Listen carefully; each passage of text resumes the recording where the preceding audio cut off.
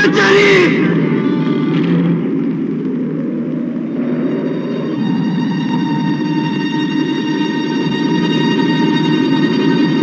ರಾಮಾಚಾರಿ ನಿನ್ನ ಹತ್ರ ಸ್ವಲ್ಪ ಮಾತಾಡ್ಬೇಕು ಬಾರಯ್ಯ.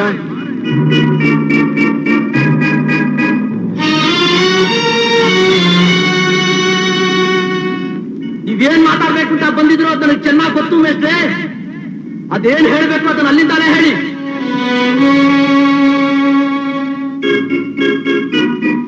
ರಾಮಾಚಾರಿ ಅವತ್ತು ತಲೆ ಮೇಲೆ ವಿಷಯ ಬಂದಾಗ ನಾನ್ ನಿಂಗೊಂದು ಮಾತು ಹೇಳಿದ್ದೆ, ಜ್ಞಾಪಕ ಇದೆಯಾ?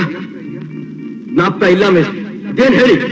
ಜಗತ್ನಲ್ಲಿ ತನಗೆಷ್ಟೇ ದುಃಖ ಆದ್ರೂ ಏನೇ ಕಷ್ಟ ಬಂದ್ರು ಇತರರ ಸುಖಕ್ಕೋಸ್ಕರವಾಗಿ ತನ್ನ ಬಾಳ್ನ ತ್ಯಾಗ ಮಾಡೋನೇ ದೊಡ್ಡ ವ್ಯಕ್ತಿ, ಮಹಾನ್ ವ್ಯಕ್ತಿ ಅಂತ ಜ್ಞಾಪಕ ಬಂತೆ.